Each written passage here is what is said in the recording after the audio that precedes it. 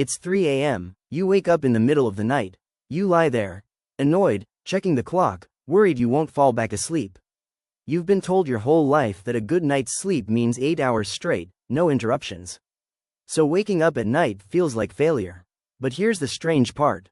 That might not be how humans were ever meant to sleep. Historian Roger Ekirch spent years digging through old diaries, court records, and medical texts from before the industrial era, and found something surprising. Before artificial light took over the night, most people didn't sleep in one continuous block. They slept in two. First sleep, lasting a few hours after dark. Then, a period of quiet wakefulness in the middle of the night.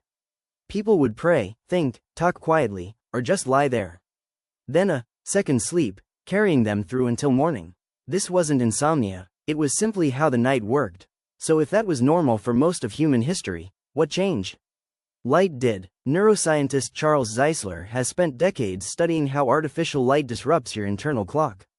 Electric light pushed bedtimes later, compressed the sleep window, and erased that natural middle-of-the-night gap almost entirely. 8 consecutive hours became the goal. Not because it's how your body is built, but because modern life leaves you far less time in bed than your ancestors ever had. You're not sleeping wrong, you're sleeping inside a much smaller window than your biology expects. Here's the twist that makes this even more interesting. Sleep researcher Jerome Siegel studied several present-day hunter-gatherer societies that have no electricity and no clocks, including groups in Tanzania, Namibia, and Bolivia.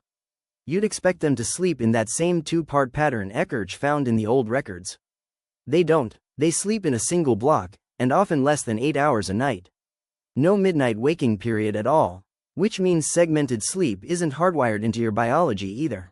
Both patterns are options, and which one shows up seems to depend on the length of the night itself, and how much darkness you actually have available to sleep in. So what does this mean for you, waking up at 3 a.m. tonight? It might mean nothing is broken. Your body might simply be responding the way human bodies have responded for a very long time.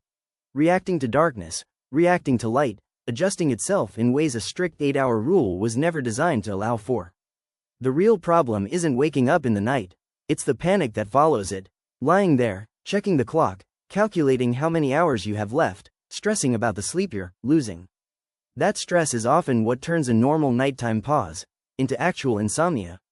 So the next time you wake up at 3 a.m., pause. You don't have to force yourself back to sleep immediately. You're not broken, and you're not failing at rest. You might just be a human body, doing what human bodies have quietly done for most of history, waiting for the night to end, one way or another.